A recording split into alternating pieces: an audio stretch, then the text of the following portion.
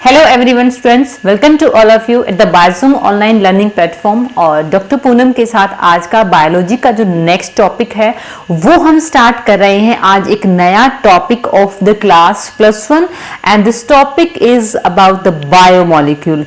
आज हम एक नई यूनिट स्टार्ट कर रहे हैं बायोमोलिक्यूल, और बायोमोलिक्यूल यूनिट के अंदर हम जो स्टार्ट कर रहे हैं वो है व्हाट आर कार्बोहाइड्रेट्स। कार्बोहाइड्रेट्स क्या हैं, उनके अंदर कैसे बॉन्डिंग होती है, नेचर से कैसे हमारे अंदर आते हैं, हमारे से नेचर में कैसे आते हैं, कैसे रिसाइकलिंग होती है, कैसे इनकी टाइपिंग होती है, क्या ये हमारी बॉडी का फ्रेमवर्क बनाते हैं, अगर बनाते हैं तो कितना बनाते हैं। तो ये सब कुछ just about the introduction of the carbohydrate मैं इस वीडियो के अंदर डिस्कस करूंगी। क्लियर? सो इस वीडियो को लास्ट तक जरूर देखिएगा और वीडियो को लाइक भी जरूर कीजिएगा। Clear? So what is carbohydrate? Carbohydrate का जो नाम इंडिकेट करता है वो क्या करता है? These are the hydrates of carbon. Hydrates of carbon, इसका मतलब इनके अंदर कार्बन, हाइड्रोजन एंड ऑक्सीजन जो है वो एज ए यूनिटी फैक्टर मिलता है। क्लियर? अगर हम इसको स्टार्टिंग से देखें, अगर हम इसका बायोमोलिकुलर स्ट्रक्चर से जाने से पहले अगर हम इसका फ्रेमवर्क देखें तो कार्बोहाइड्रेट जो है वो हमारी बॉडी का मेन फ्रेमवर्क, हमारी एक सेल का मेन फ्रेमवर्क बनाने में हेल्प करते हैं। जो कार्बोहाइड्रेट होते हैं वो as a macromolecule, macro biomolecule की फॉर्म में हमारी सेल के अंदर मिलते हैं। और जो सभी के सभी कार्बोहाइड्रेट्स होते हैं वो हमारी सेल का ओवरऑल 3% कंटेंट बनाते हैं। अब आप ये कहेंगे सिर्फ 3% ही कंटेंट बनता है, क्योंकि 70 से 90% तो वाटर ही होता है सेल के अंदर। तो इसके अलावा और किसका कंटेंट बच जाता है? प्रोटीन का। बस वाटर जो होता है सेल की, अगर हम कंपोजिशन देखें तो कंपोजिशन में vary according to the different cell जो वाटर होता है वो 70 से 90% होता है। उसके बाद में आता है रेशियो प्रोटीन का। जो प्रोटीन है एज ए, ये भी मैक्रोमोलिक्यूल की तरह बिहेव करता है, एंड प्रोटीन लगभग 10 to 15% बनाता है average composition of a living cell. इसके बाद में आपका कार्बोहाइड्रेट आता है, और कार्बोहाइड्रेट हमारे एक लिविंग सेल का 3% कंपोनेंट बनाता है। इसके बाद में लिपिड्स आते हैं, और जो लिपिड्स होते हैं वो 2% कंटेंट बनाते हैं। इसके अलावा बॉडी के अंदर न्यूक्लिक एसिड, न्यूक्लिक एसिड का मतलब जो डीएनए और आरएनए होता है, तो डीएनए ये हमारे सेल में according two variable entity 5 to 7% बनाता है। और इसके बाद में बच जाते हैं आयंस, और आयंस हमारे सेल के अंदर 1% कंटेंट ही बनाते हैं। क्लियर? अब हम आते हैं, ये तो थी लिविंग सेल की कंपोजिशन जिसमें कार्बोहाइड्रेट को हमने हाईलाइट कर दिया है। अब हम इसमें ये देखते हैं कि जो कार्बोहाइड्रेट होते हैं उनका ओरिजिन कहां से होता है और कैसे वो फ्लो करते हैं। सो कार्बोहाइड्रेट जो होते हैं इनका दूसरा नाम होता है दे आर द सैकेराइड्स। इनको लैटिन लैंग्वेज से नाम लिया गया है, एंड दीज आर द सैकेराइड्स, मतलब वो शुगर होते हैं, क्योंकि इनका टेस्ट जो होता है वो स्वीट इन नेचर होता है, इसलिए इनको सैकेराइड बोलते हैं। और जो सैकेराइड हैं उन सैकेराइड का जो मोस्ट कॉमन एग्जांपल है जहां से कार्बोहाइड्रेट की डिस्कवरी स्टार्ट हुई थी, इट इज ग्लूकोज। ओके? और पीछे की वीडियोस में हमने आपको डिस्कस किया हुआ है कि जो ग्लूकोज है वो कैसे बनता है। Glucose is formed in the plant through the process of photosynthesis. Photosynthesis के थ्रू ग्लूकोज फॉर्म होता है प्लांट के अंदर। करेक्ट? ओके। अब प्लांट के अंदर जो ग्लूकोज है वो ग्लूकोज स्टार्च की फॉर्म में स्टोर हो जाता है इन सीड्स ऑल्सो, और starch also and the sucrose also. Okay? और जो ये सीड्स हैं इनके या प्लांट के पार्ट को हम खा लेते हैं, एंड ड्यूरिंग डाइजेशन ये हमारी एलिमेंट्री कैनाल में जाते हैं। एंड जो स्टार्च है यहाँ पे किसका एग्जांपल है? एक कॉम्प्लेक्स कार्बोहाइड्रेट का एग्जांपल है, इसको हम पॉलीसैकेराइड की कैटेगरी देते हैं। अभी डिस्कस करते हैं सारी की सारी कैटेगरी। और जो स्टार्च है हमारी एलिमेंट्री कैनाल में जाकर के by the help of enzyme amylase की प्रेजेंस में ये ग्लूकोज में चेंज हो जाता है दोबारा। ये ग्लूकोज को हमारी सेल दोबारा फिर एब्जॉर्ब कर लेती हैं through the blood medium, and cell के अंदर बॉडी की मसल सेल्स हो चाहे लिवर की सेल्स हो, उनमें ये ग्लूकोज जाकर के दोबारा फिर इकट्ठा हो जाता है ग्लाइकोजन की फॉर्म में। और जब हमें इनकी एनर्जी की रिक्वायरमेंट होती है तो ये ग्लूकोज फिर ग्लाइकोजन फिर ग्लूकोज में टूटता है। द प्रोसेस इज ग्लाइकोलाइसिस, और उसमें ये जो ग्लूकोज है फिर हम इसको एज ए सबस्ट्रेट यूज करते हैं, एज ए रेस्पिरेटरी सबस्ट्रेट। और रेस्पिरेटरी सबस्ट्रेट में ये जो ग्लूकोज है ये बर्न होता है और हमें एनर्जी देता है इन द फॉर्म ऑफ एटीपी। और एक जो ग्लूकोज है वो हमें 36 एटीपी के मॉलिक्यूल देता है, and these ATP molecule we burn for the production of ATP as well as the energy in the form of kilo calorie.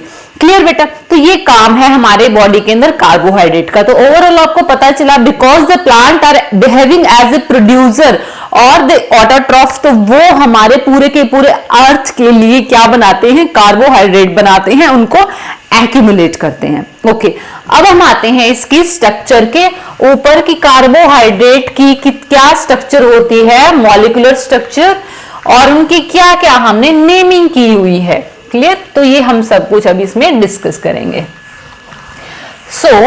जो कार्बोहाइड्रेट हैं वो तो पहले ही बता दिया, दे आर द सैकेराइड्स, तो इसीलिए because they are sweet in nature. So next we are discussing about the storage. मैं सिर्फ डिस्कस कर लेती हूं कार्बोहाइड्रेट्स क्या होते हैं। They are the hydrates of carbon. Hydrates of carbon का मतलब they having only just carbon, hydrogen and oxygen in their structure. Okay, तो इनके अंदर जो टर्मिनल ग्रुप होता है, टर्मिनल ग्रुप कार्बोहाइड्रेट में वो दो ही ग्रुप पॉसिबल होते हैं, या तो एल्डिहाइड ग्रुप होता है या फिर इनके अंदर कीटोनिक ग्रुप होता है। एल्डिहाइडिक ग्रुप के जो एग्जाम्पल अगर हम देखें इसमें, एल्डिहाइडिक ग्रुप क्या होगा बेटा? CHO। कीटोनिक ग्रुप होगा CO। तो एल्डिहाइडिक के एग्जाम्पल है जैसे कि ग्लिसरल्डिहाइड, इसमें एग्जाम्पल क्या आ जाएगा?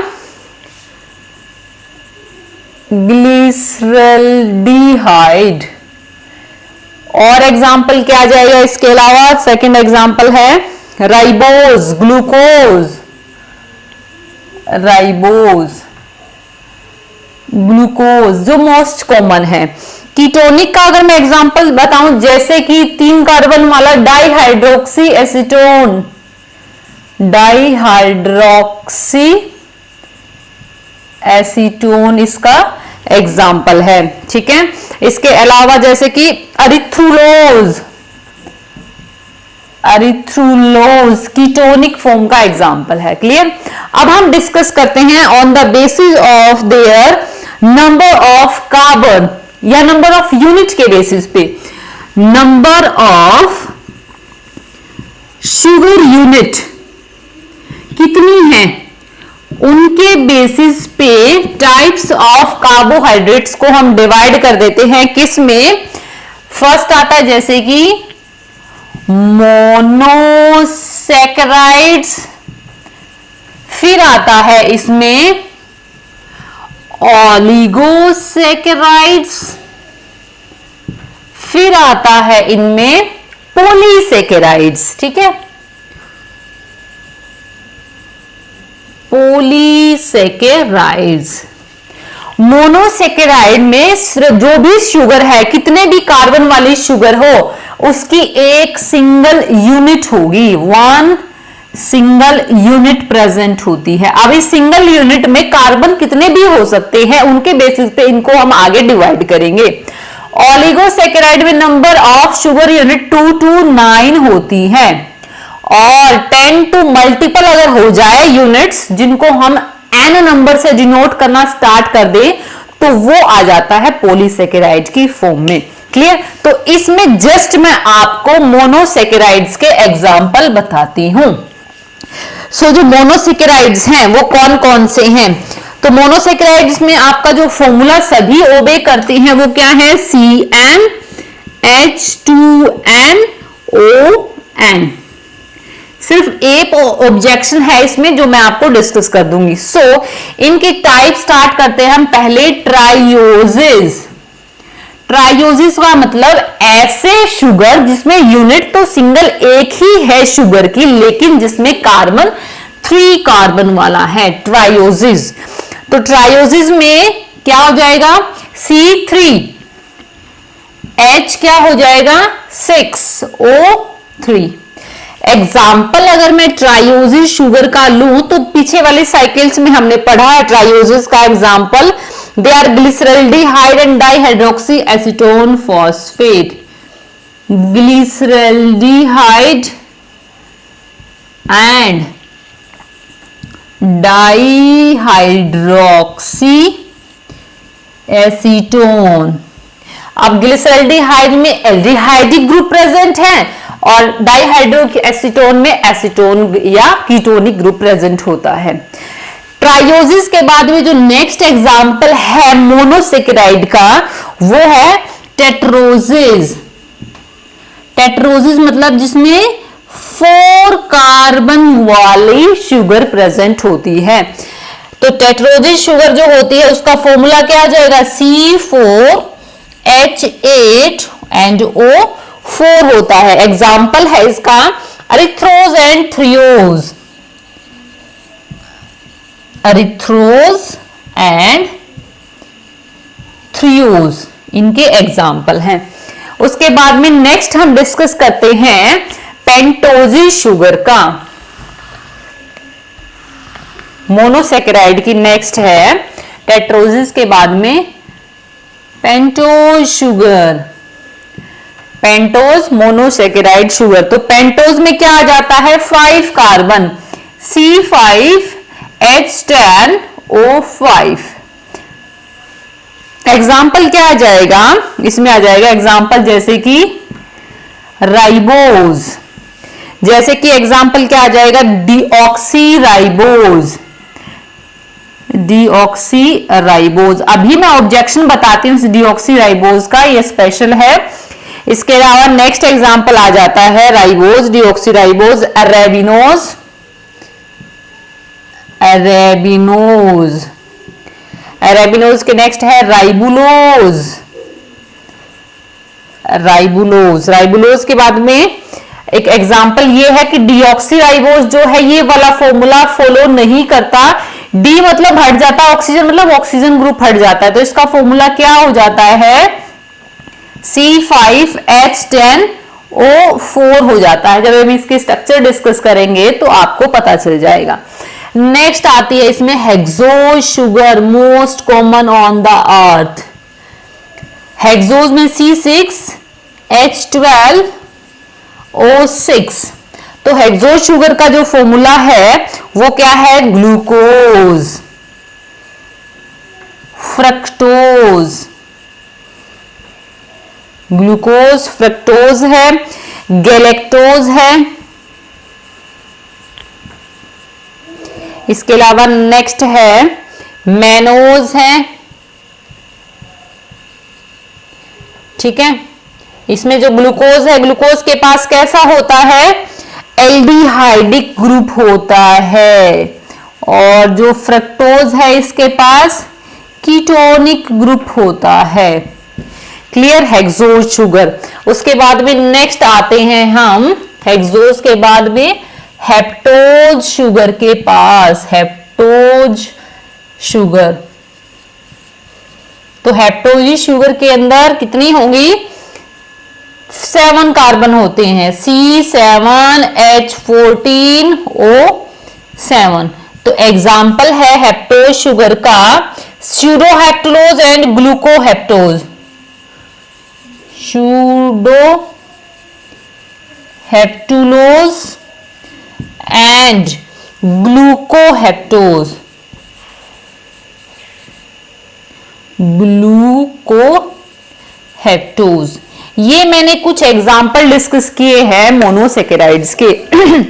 इसके बाद में जो नेक्स्ट वीडियो डिस्कस करेंगे उसमें हम डिस्कस करेंगे what's about the structures of the monosaccharides, कौन कौन सी स्ट्रक्चर होती है, तो वो उस नेक्स्ट वीडियो में डिस्कस करेंगे। सो इस वीडियो को लाइक जरूर कीजिएगा। वीडियो को देखने के लिए थैंक यू।